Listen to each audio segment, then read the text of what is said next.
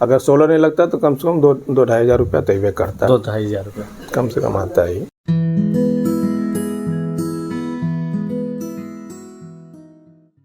नमस्कार दोस्तों, Anya green energy के सोशल मीडिया प्लेटफॉर्म में आप सभी का स्वागत है। मैं हूं सुनील सिंह। हम आए हुए हैं जानकी नगर कॉलोनी में। यहाँ पे हमारे पीछे जो मकान देख रहे हैं ये विनोद जी का है और यहाँ पे हमारा 4 किलोवाट का ऑन ग्रिड सोलर सिस्टम का सेटअप लगा है। हम उनसे मिलेंगे और उनके रिस्पांस को जानने का कोशिश करेंगे और उनसे जानकारी लेने की कोशिश करेंगे। साथ ही साथ आपको ऑन ग्रिड सोलर सिस्टम का पूरा सेटअप भी दिखाने वाले, इसलिए इस वीडियो के लास्ट तक बने रहिएगा क्योंकि जानकारी बहुत मिलने वाली है। अभी जो आप हमारे सामने देख रहे हैं 4 किलोवाट के ऑन ग्रिड सोलर सिस्टम का सेटअप है। इसमें 575 वाट के 7 पैनल लगे हुए हैं। ये टॉपकॉन बाइफेशियल क्वालिटी के पैनल है। वहीं अगर बात की जाए इसके स्ट्रक्चर की तो इसमें GI चैनल का यूज किया गया है और परफेक्ट माउंटिंग स्ट्रक्चर है, जिसके वजह से अगर एंगल का ध्यान रखा जाता है ताकि कोई भी हवा वगैरह की प्रभाव की वजह से पैनल उल्टे पलटे ना। वहीं अगर बात की जाए इसमें लाइटनिंग अरेस्टर हम लोग अलग से देते हैं, सिस्टम के अंदर अटैच्ड करके नहीं देते हैं, क्योंकि अगर सिस्टम में अटैच्ड रखेंगे तो जो आकाशीय बिजली गिरती है उसका प्रभाव कहीं न कहीं पैनल पे आएगा, जिसकी वजह से हमारा पैनल क्षतिग्रस्त हो सकता है। वहीं अगर इसके वायरिंग की बात की जाए तो इसमें कंडक्ट पाइप का इस्तेमाल किया जाता है, जो भारतीय वेदर को काफी सूट करता है, क्योंकि हमारे भारतीय कंडीशन के अनुसार तीनों मौसम होते हैं, जिसके वजह से जो प्लास्टिक की जो वायर की ऊपरी परत होती है, जो प्लास्टिक कोटिंग होती है, वो खराब हो जाती है। उसी को सुरक्षित रखने के लिए हम कंडक्ट पाइप का इस्तेमाल करते हैं, जिससे कि डायरेक्ट हमारे वेदर के अटैच्ड में या कहें वेदर के संपर्क में न आ पाए हमारे वायर। अभी जो आप हमारे सामने देख रहे हैं 4 किलोवाट के इन्वर्टर का सेटअप है, ऑन ग्रिड इन्वर्टर का। इसमें एक साइड में AC डिस्ट्रीब्यूशन बॉक्स, दूसरे साइड में DC डिस्ट्रीब्यूशन बॉक्स है। DC डिस्ट्रीब्यूशन बॉक्स का मेन काम होता है, बाय द वे आकाशीय बिजली गिरी तो पैनल से अधिक करंट आएगा, उस स्थिति में इन्वर्टर पर डायरेक्ट इफेक्ट आ सकता है। उससे सुरक्षित रखने के लिए इसमें DC SPD और MCB लगी है, जो गिर जाएगी SPD अपने आप को बर्बाद कर लेगा, लेकिन इन्वर्टर को सुरक्षित रखेगा। उसी प्रकार से AC DB में भी ये ग्रिड से कनेक्टेड होती है। यहाँ पे भी अक्सर लाइट फ्लक्चुएट होता है। इसी कंडीशन में अगर बाय द वे अचानक से लोड बढ़ गया, उस स्थिति में इसमें AC SPD लगी है और MCB लगी है। SPD अपने आप को डिस्ट्रॉय कर लेगा, लेकिन इन्वर्टर पे किसी भी प्रकार का इफेक्ट नहीं करने देगा। वहीं बीच में अगर बात की जाए तो हमारा ऑन ग्रिड का इन्वर्टर है, जो DC को AC में कन्वर्ट करके आपके घर के लिए सप्लाई देने वाला है, जो आपके घर में यूज होगा। जो एक्स्ट्रा बिजली होगी दिन के टाइम में, वो नेट मीटर में के थ्रू ग्रिड में चली जाएगी। रात को ग्रिड में से जितना भी बिजली लेंगे वो नेट मीटर में कैलकुलेट होती रहेगी, वही आपके मंथली बिल में आने वाले हैं। तो दोस्तों, मैंने कहा था कि हम लोग चलते हैं और मिलते हैं, तो हमारे साथ सर हैं विनोद कुमार जी, और इनके यहाँ हम आए हुए हैं। यहाँ पे हमारा 4 किलोवाट का ऑन ग्रिड सोलर सिस्टम का सेटअप लगा हुआ है। तो हम बात करते हैं इनसे फर्दर प्रोसेस के बारे में और शुरुआत करते हैं बेसिकली, क्योंकि शुरुआत ज़्यादा जरूरी है। सर, सबसे पहले आप अपना पूरा परिचय दें। मैं विनोद कुमार गार्ड, बेसिकली रहने वाले तो देवरिया के, लेकिन बाय बर्थ बनारस में रहते हैं। तो मैंने यहाँ अपना मकान बनाया। फादर हमारे रेलवे में थे, तो रिटायर होने के बाद हम लोग यहीं पे चले आए, शिफ्ट हो गए। अभी हम लोग यहीं शुरू से ही है। शुरू से ही। सर, आपका प्रोफेशन क्या रहा है? हम 82 में रेलवे में ज्वाइन किया था as a guard, goods guard. फिर उसके बाद धीरे धीरे प्रमोशन होता है। गुड्स गार्ड के बाद सीनियर गुड्स गार्ड, फिर पैसेंजर, सीनियर पैसेंजर, उसके बाद मेल एक्सप्रेस जी। तो मेल एक्सप्रेस में सब जितने भी मेल एक्सप्रेस गाड़ियाँ होती है, राजधानी से लेकर जितनी जो भी सारी गाड़ियाँ मेल एक्सप्रेस की कहलाती हैं, जो फास्ट ट्रेनें होती हैं, उसमें 15 साल काम किए। अच्छा, बनारस में जैसे बताया कि आपने बाई बर्थ रह रहे हैं, मतलब जी। तो यहाँ बनारस में सर एक चीज़ हमने देखा है, जब हम भी बचपन में रहा करते थे, यहाँ पढ़ते थे, तो बिजलियाँ बहुत कटती थी। यहाँ बिजली बहुत, लाइट का टेंशन रहता था। मतलब ये होता था कि इससे बेहतर तो गांव है। हाँ, कम से कम खुले वातावरण में, हवा में तो है ना। यहाँ पे तो बंद कमरे में नहीं ना, वहाँ तो कम से कम खेत खलिहान है, बगीचा है, हवा है, तो बहुत कष्ट था पहले। अभी के टाइम पे क्या है सर? नहीं, अभी तो देखिए, ये क्रेडिट तो मोदी जी का जाएगा, लेकिन उसके पहले अखिलेश ने, जब भाजपा के कोई नेता जाके अखिलेश के बोले कम से कम बनारस को थोड़ा सा, बनारस के कोई विधायक या MP थे, तो उस टाइम मुख्यमंत्री थे, तो वो जो है बोला नहीं ठीक है। मतलब बेसिकली बात की जाए तो 2014 के बाद लाइट काफ़ी सुधर गई। वो तो 100% अब मतलब अब इस मामले में कहा नहीं जा सकता है कि बिजली हम लोगों के लिए कोई दिक्कत है। नहीं, पहले तो दूर की कौड़ी हुआ करती अरे मत कहिए, तो गया 4-6 घंटा 8-8 घंटा गया, साला नरक हो जाता था। अब ठीक है, बहुत अच्छा है। अच्छा, तो ये बताइए, तो बिजली के बिल भी तो बढ़ के आ रहे होंगे जब बिजली अच्छी आ रही है तो? भाई देखिए, आप उपभोक्ता है, उपभोग करिएगा कोई चीज तो स्वाभाविक आपको देना पड़ेगा। जी जी। तो आदमी पहले कूलर चलाता था। अच्छा, हम लोग जो रेलवे क्वार्टर में थे तो कूलर जानते नहीं थे, सिर्फ पंखा ही चलता था। छत पे गर्मी में सोते थे, जाड़ा तो अपनी ही है, छत पे भी धूप लेते थे, घर में अपना है। लेकिन धीरे धीरे यहाँ आए तो कूलर लिए। अब कूलर लिए तो एक लड़का मेरा लुधियाना में रहता है, तो उन्होंने कहा कि 2 ठो एसी भिजवा देते हैं, खरीद लो या पैसा डाल देते हैं। तो एक मदर के रूम में, एक हमने कहा नहीं ड्राइंग रूम में रखो, कोई भी बाहर से आया, हम अपने रूम में कूलर मेरा चल रहा है, हमने कहा इसमें लगाओ, कोई भी बाहर से आया गर्मी सर्मी में तो यहाँ भी आप दोनों आदमी, आप सब लोग रहेंगे, एसी में कोई आएगा तो यहाँ पे तो यहाँ पे लगाओ, यहाँ लगवाए, जब कोई भी गेस्ट आता है कि अच्छा रहता है। कि ये लोग के ठंडक देख के हमको गर्मी लग रही थी एसी का, हमको अब कूलर का मजा नहीं आ रहा था। ये लोग के रूम में जाने के बाद हमने कहा कूलर हटाओ, जा रहे हैं हम भी अपनी एसी लेने। तो ये लोग 3 स्टार लाए, हम अपना 5 स्टार लाए जी अपने भी रूम। तो भाई 12,000 14,000 हर एक एसी पे कम से कम 2.5 से 3 आता ही है। तो 9 10 11 तक पंखा भी तो चल रहा है साथ में ना, उसके अलावा और सब भी है, फ्रिज है, टीवी है, मिक्सी है, जो इलेक्ट्रिकल अप्लायंसेस तो चलता ही है। कंजप्शन बढ़ गया, कंजप्शन बढ़ गया। और इसको लगाने का भाई देखिए, जो भी समझदार आदमी है, अभी मेरा 1400 रुपये बिजली आया है, हालांकि जाड़े में, जबकि 2-3 चीजें तो भाई गीजर चल रहा है, हीटर चल रहा है और भी चल ही रहा है सब, लेकिन इसके बावजूद 1400 आया तो कहाँ पे 4,000 5,000। अगर इस महीने अगर जाड़े में भी देखा जाए तो अगर सोलर नहीं लगता तो कम से कम 2-2,500 रुपया तय करता है, 2-2,500 रुपया कम से कम आता है। मतलब देखा जाए तो बिजली बिल काफ़ी कम हो गया है, काफ़ी कम हो गया। इसका रिस्पांस गर्मी में पता चलेगा जी। अभी ठंडी के मौसम मैंने आज जाके आपका देखा, जबकि आप भी देखे होंगे, बादल पूरा घना छाया हुआ, कोहरा भी रहता है, कोहरा भी है, और मतलब कहा जाए कि सूर्योदय, सूर्य भगवान दर्शन दिए नहीं है, बस हल्का से खाली रोशनी है, बस रोशनी है। फिर भी मैंने देखा था कि आपका 4 किलोवाट का है, फिर भी 1 किलोवाट मतलब 1023-24 पे मतलब फ्लक्चुएट कर रहा है। अभी धूप जब हो रहा था ना, 18-20 यूनिट बना रहा था 15 की ठंडी में। हाँ नहीं, हाँ ठंडी मतलब अभी है, एक महीना पहले जब मतलब ये बदली नहीं था तब 18, 19, 20 और आपका मतलब 15 से ऊपर ही बना रहा था जी। तो गर्मियों में तो और अच्छा बनाएगा तो सफाई करना ही होगा। एक और चीज़ है सर, इसमें सब्सिडी का प्रावधान है। बेसिकली देखा जाए तो मैं मैक्सिमम जगह पे गया हूँ तो वो सब्सिडी से ही ज़्यादा मोटिवेट हुए हैं लोग कि सब्सिडी क्यों है तो ले लेते हैं, पता नहीं आगे होगा कि नहीं होगा।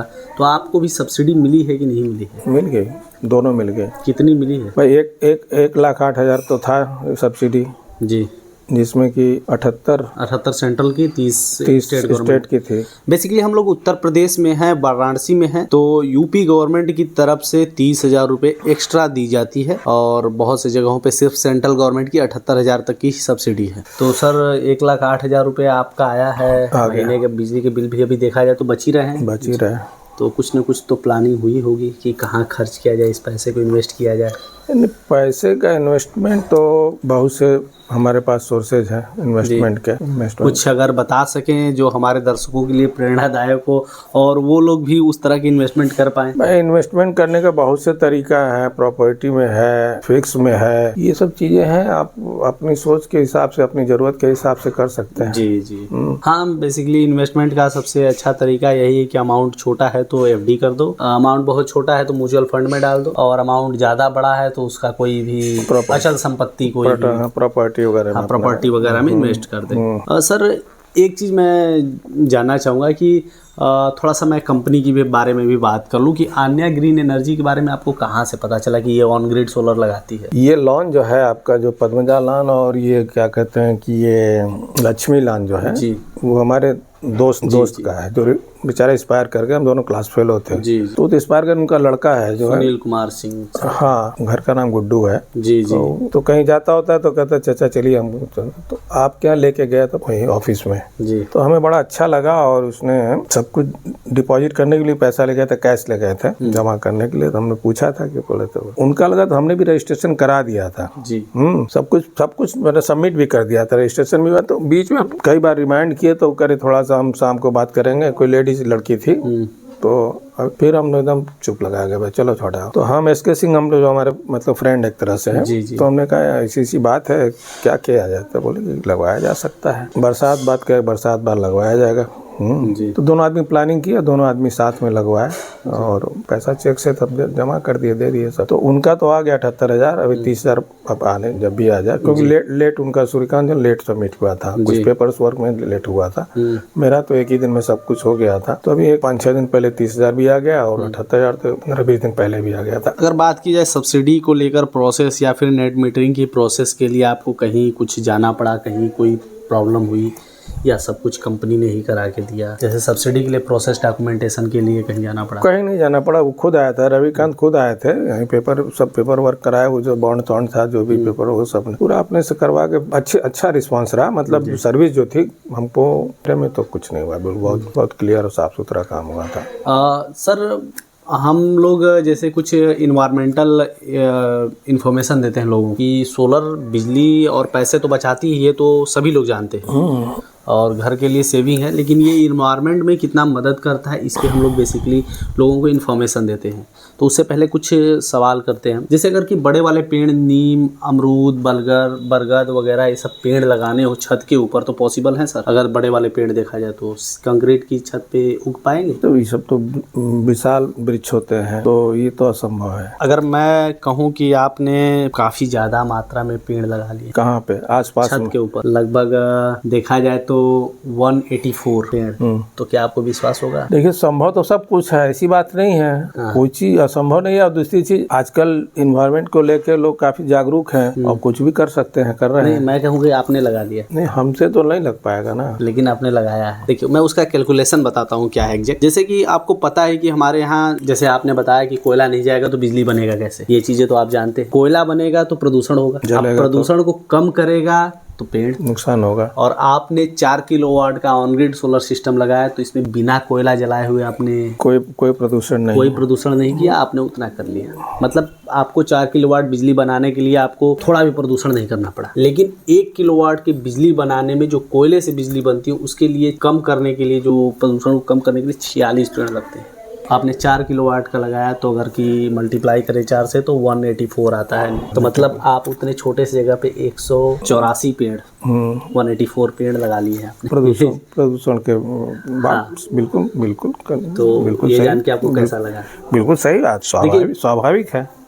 जैसे एक और चीज़ मैं बताऊं कि सर, हम लोग बिजली यूज करते हैं तो हम लोग ये नहीं समझते, जैसे कि हम लोगों को 2-4 चीज़ें अच्छी बताई गई हैं, जैसे कि कचरे को डस्टबिन में डालना हम लोगों ने शुरू किया, और मतलब प्रदूषण को जगह जगह से कम करने का कोशिश। लेकिन एक और चीज़ है जिसको हम लोग जान ही नहीं पाते, जैसे कि आप घर में बिजली यूज करते हैं तो 1 यूनिट बिजली बनाने में जितना खर्च आता है, उसके लिए आधा किलो कोयला खर्च होता है। मतलब 1 यूनिट बिजली बनाने में आधा किलो हम लोग घर में यूज करते हैं। हमें नहीं पता, खिड़की खोल के देखेंगे तो हमें प्रदूषण नहीं दिखेगा, लेकिन कहीं ना कहीं कोयले के प्लांट में प्रदूषण के लिए हमारी यूज की हुई बिजली जिम्मेदार है, और उसके वजह से ग्लेशियर बहुत पिघल रहे हैं। आपने सुना होगा न्यूज में, इसमें बहुत ज्यादा चल रहा है कि ग्लोबल वार्मिंग, क्लाइमेट चेंज वगैरह। तो जो ग्लेशियर पिघल रहे हैं उसकी वजह से मौसम भी बदल रहे हैं। जैसे आप लोग बचपन में रहे होंगे तो आप लोग देखते होंगे अक्टूबर महीने से ठंडी स्टार्ट हो जाती है, अभी जनवरी में स्टार्ट हुआ ठंडी, दिसंबर में। यही हो रहा है, प्रदूषण का देन है। सब प्रदूषण की वजह से एनवायरनमेंट शिफ्ट हो रहा है, और वैज्ञानिकों ने कहा है कि 2030 तक हम लोगों ने नेट जीरो की तरफ नहीं कदम बढ़ाया तो ग्लेशियर सारा पिघल जाएगा और बहुत सारी बीमारियां आएंगी, और साथ ही साथ बहुत से देश जो तटीय देश हैं, द्वीप टाइप से जो देश हैं, वो डूब जाएंगे। जो वो भी किनारे जो बसे हुए हैं। जैसे अगर बात की जाए इंडोनेशिया का नाम आपने सुना होगा, बहुत अच्छी खूबसूरत कंट्री है, उसका राजधानी डूब गया है, जकार्ता। सी वाटर लेवल इतना बढ़ गया है, और बहुत से अपील कर रहे हैं कि नहीं आप लोग सुधरिए, छोटे छोटे देश। अगर आइसलैंड की बात की जाए तो वो एनवायरनमेंट को लेकर काफी सचेत है, उसने बहुत अच्छे कदम उठाए। भारत भी काफी तेजी से आगे बढ़ रहा है। 500 गीगावाट का टारगेट रखा गया है भारत के लिए 2030 तक। हाँ, और भारत ने 250 के आसपास गीगावाट तक भारत ने अपने टारगेट को कंप्लीट कर लिया, अचीव कर लिया। और हमें लगता है कि आप जैसे लोग वॉरियर हैं, जो सोलर वॉरियर मैं उन लोगों को बोलता हूँ कि जो इन्वायरमेंट वॉरियर, सोलर वॉरियर दोनों मैं मानता हूँ। सहयोग रहा तो भारत बहुत जल्द, मतलब टाइम से पहले 500 गीगावाट को क्रॉस कर ले। तो आप ये जान रहे हैं कि आप भी एक इन्वायरमेंट के सिपाही हैं, हालांकि आप तो थे ही रेलवे के सिपाही, और इन्वायरमेंट और क्लाइमेट चेंज के खिलाफ जो युद्ध हो रही है उसमें आप एक सजग सिपाही हैं। बिल्कुल। और साथ ही साथ अपने घर के लिए भी एक अच्छे गार्जियन हैं, क्योंकि बचत करके दे रहे हैं। तो ये सब जान के आपको कैसा लग रहा है? सबसे बड़ी प्रॉपर्टी यही है जी। सबसे बड़ी प्रॉपर्टी यही है कि आप इन्वायरमेंट को साफ सुथरा और शुद्ध रखिए। उसके लिए आपको अगर कुछ खर्च करना पड़ता है तो उसके पीछे मत हटिए आप, क्योंकि आप सिर्फ स्वयं इसके उपभोगी नहीं, पूरा देश, पूरा समाज और पूरा वातावरण, इसकी आने वाली कई जनरेशन आने वाली तो हमें याद करेगी कि हमने, जैसे हम लोग कहते हैं ना कि हमारे यहाँ अंग्रेज आए तो हमारे यहाँ सब कुछ बर्बाद कर दिए, देखा जाए तो प्रदूषण इतना फैला दिए। तो कहीं ना कहीं हमारे आगे आने वाली पीढ़ी बताएगी, हमारे गार्जियन जो थे, हमारे अग्रज जो थे, उन्होंने हमें स्वच्छ इन्वायरमेंट देने के लिए इतना त्याग किया। नहीं, उनके लिए एक रास्ता भी है, अच्छा रास्ता भी है, और उनके लिए मोटिवेशन भी है कि आप इसी तरह सजग रहिए।